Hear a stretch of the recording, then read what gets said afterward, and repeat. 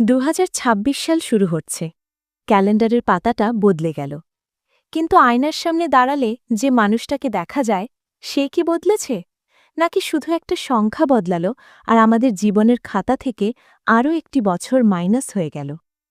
আজকের আলোচনা তাদের জন্য, যারা এই নতুন বছরে সত্যিই নিজেকে বদলাতে চান, কিন্তু জানেন না কোথা থেকে শুরু করবেন। আসসালামু আলাইকুম ওরহমতুল্লাহি ওয়াবারাকাতুহু। প্রিয় ভাই ও বোনেরা, আপনারা কেমন আছেন? নতুন বছর আসছে বা এসে গেছে। চারপাশে অনেক আয়োজন, অনেক উৎসব। কেউ আতশবাজি ফোটাচ্ছে, কেউ পার্টি করছে। কিন্তু একজন মুমিন হিসেবে, একজন আল্লাভীরু মানুষ হিসেবে এই সময়টা কি আমাদের উৎসবের নাকি গভীর চিন্তার? হাসান আল বাসরি রাহিমাহুল্লাহ বলতেন, হে আদম সন্তান, তুমি তো কেবল কিছু দিনের সমষ্টি। যখন একটি দিন চলে যায়, তখন তোমার জীবনের একটি অংশ খসে পড়ে। ভাবুন তো, ২০২৫ সালের শুরুতে আমরা যা ছিলাম, আজ ২০২৬-এ এসে আমাদের শক্তি কি বেড়েছে না কমেছে? আমাদের হায়াত কি বাড়ল নাকি কবরের দিকে আমরা আরও ৩৬৫ কদম এগিয়ে গেলাম? সময় আল্লাহর দেওয়া সবচেয়ে বড় নেয়ামতগুলোর একটি। আল্লাহ পবিত্র কোরআনে সময়ের কসম খেয়েছেন, হুয়াল আসর। কেন? কারণ এই সময়টাই আমাদের পুঁজি। ২০২৬ সাল আমাদের জন্য একটি সাদা খাতার মতো। আমরা চাইলে এতে গুনাহের দাগ ফেলতে পারি, আবার চাইলে তওবা আর নেক আমল দিয়ে এটাকে জান্নাতের টিকিট বানাতে পারি। সিদ্ধান্ত আপনার। অনেকে প্রশ্ন করেন, আপু, ইসলামে কি নতুন বছর পালন করা জায়েজ? দেখুন, ইসলামে বিজাতীয় সংস্কৃতি বা উৎসব পালন করা নিষেধ, কিন্তু সময়ের হিসেব রাখা, এটা তো জরুরি। ওমর ইবনুল খাত্তাব রাদিয়াল্লাহু আনহুর ওই বিখ্যাত উক্তিটি আমাদের মনে রাখা উচিত। হিসাব চাওয়ার আগে নিজের হিসাব নাও, আর তোমার আমলগুলো ওজন করার আগে নিজেই ওজন করে নাও। নতুন বছর আমাদের জন্য কোনো সেলিব্রেশন নয়, এটা আমাদের জন্য একটা চেক পয়েন্ট। একটি ব্যবসায়িক প্রতিষ্ঠান যেমন বছরের শেষে ইয়ার এন্ডিং ক্লোজিং বা হিসাব মেলায়, লাভ হলো নাকি লস হলো, ঠিক তেমনি মুমিনের জীবনেও ইয়ার এন্ডিং আছে। ২০২৫ সালে আমি কয় ওয়াক্ত ফজর জামাতে পড়েছি, কতগুলো মিথ্যে বলেছি, কজনের মনে কষ্ট দিয়েছি, আর ২০২৬-এ আমি কি অর্জন করতে চাই? আজকে আমি আপনাদের সামনে ৬টি অত্যন্ত বাস্তবধর্মী ও আমলযোগ্য পরিকল্পনা তুলে ধরব। কোনো কঠিন তাত্ত্বিক কথা নয়, একদম আমাদের প্রতিদিনের জীবনের সাথে মানানসই ৬টি কাজ, যা ২০২৬ সালকে আপনার জীবনের শ্রেষ্ঠ বছরে পরিণত করতে পারে, ইনশাআল্লাহ। প্রথমেই যে বিষয়টি ঠিক করতে হবে তা হল সালাত বা নামাজ। ভাই ও বোনেরা, আমরা অনেকেই বলি, আমি ভালো হতে চাই কিন্তু পারি না। এর প্রধান কারণ হল আমাদের কানেকশন বা সংযোগ বিচ্ছিন্ন। নামাজ হল আল্লাহর সাথে আপনার ওয়াইফাই কানেকশন। ২০২৬ সালে আমাদের প্রথম প্রতিজ্ঞা হবে, আমি আর যাই করি, নামাজ ছাড়ব না। আমরা অনেকেই কাজের ফাঁকে নামাজ পড়ি, মানে কাজটা মেন, নামাজটা অপশনাল। এই মানসিকতা বদলাতে হবে। নামাজের ফাঁকে কাজ করবেন। ১. মোবাইলে আজানের অ্যাপ ইনস্টল করুন। আজান শোনার সাথে সাথে সব কাজ পজ করে দিন। ২. বিশেষ করে ফজরের নামাজের চ্যালেঞ্জটা নিন। ২০২৬ সালে সূর্য ওঠার আগে ঘুম থেকে ওঠার অভ্যেস করুন। বিশ্বাস করুন, যার দিন শুরু হয় আল্লাহর নাম দিয়ে, তার দিনের বরকত কেউ কেড়ে নিতে পারে না। দ্বিতীয়ত, কোরআন। আমাদের অনেকের ঘরে কোরআন শরীফ আছে, কিন্তু তার উপর ধুলো জমে গেছে। অথবা আমরা শুধু মৃত মানুষের জন্য কোরআন পড়ি, কিন্তু কোরআন তো এসেছে জীবিতদের জাগানোর জন্য। ২০২৬ সালে কি আমরা কোরআনের সাথে একটা বন্ধুত্ব করতে পারি না? আমি আপনাদের খুব বড় টার্গেট দেব না। প্রতিদিন ১ পারা বা ১ ঘণ্টা পড়ার দরকার নেই। ফর্মুলা: প্রতিদিন মাত্র ১টি পৃষ্ঠা অথবা মাত্র ৫টি আয়াত।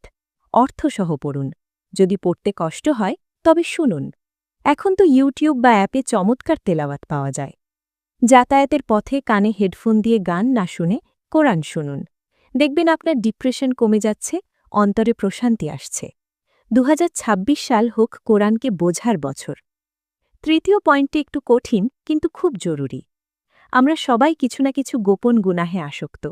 কেউ হয়তো পর্নোগ্রাফিতে আসক্ত, কেউ গীবত বা পরচর্চায় আসক্ত, আবার কেউ হারাম রিলেশনশিপে, আবার কেউ সুদের সাথে জড়িত। নতুন বছরে আমি আপনাদের অনুরোধ করব, একটি কাগজ আর কলম নিন। নির্জনে বসুন, নিজের সেই বদভ্যাসগুলো লিখুন যে আপনাকে আল্লাহর থেকে দূরে সরিয়ে দিচ্ছে। সবগুলো একসাথে ছাড়া সম্ভব নাও হতে পারে। টার্গেট নিন, এই ২০২৬ সালে আমি অন্তত আমার সবচেয়ে বড় বদভ্যাসটি ত্যাগ করব। নিজেকে সময় দিন। শয়তান আপনাকে ধোঁকা দেবে, বলবে তুমি তো অনেক খারাপ। কিন্তু মনে রাখবেন, আল্লাহ আপনার গুনাহের চেয়ে তার রহমতকে বেশি বড় করে রেখেছেন। আপনি এক কদম ফিরলে আল্লাহ ১০ কদম এগিয়ে আসবেন। চতুর্থ পরিকল্পনা, দোয়া। আমরা আল্লাহর কাছে চাইতে জানি না। আমাদের চাওয়াগুলো খুব ফরমাল হয়ে গেছে। ২০২৬ সালে আল্লাহর সাথে মন খুলে কথা বলা শিখুন।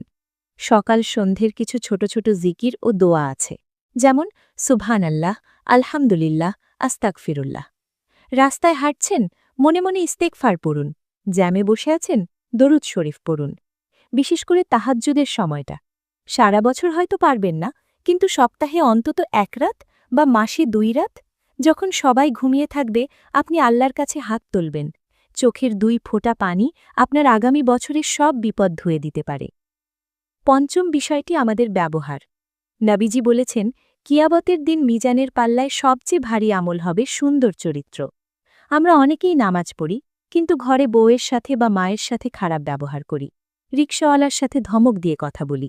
কলিগের গীবত করি। ২০২৬ সালে প্রতিজ্ঞা করুন, আমার জিহ্বা বা হাত দ্বারা কোনো মানুষ কষ্ট পাবে না। রাগ নিয়ন্ত্রণ করা শিখুন। কেউ কটু কথা বললে মুচকি হেসে এড়িয়ে যান। মানুষকে মাফ করে দিন। আপনি মানুষকে মাফ করলে আল্লাহ আপনাকে মাফ করবেন। পারিবারিক সম্পর্কগুলো জোড়া লাগান। এটাই আসল ইসলাম। সর্বশেষ পয়েন্ট, ভারসাম্য বা ব্যালেন্স। ইসলাম আপনাকে দুনিয়া ছাড়তে বলেনি।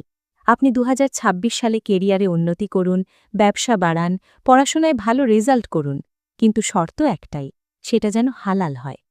হারাম পথে কোটি টাকা আয়ের চেয়ে হালাল পথে সামান্য আয় অনেক বেশি শান্তির। আপনার রুজি যদি হালাল না হয়, তবে আপনার রক্ত, আপনার ইবাদত সবকিছুতে প্রভাব পড়বে। তাই নতুন বছরে আপনার রিজিকের সোর্সটা চেক করুন।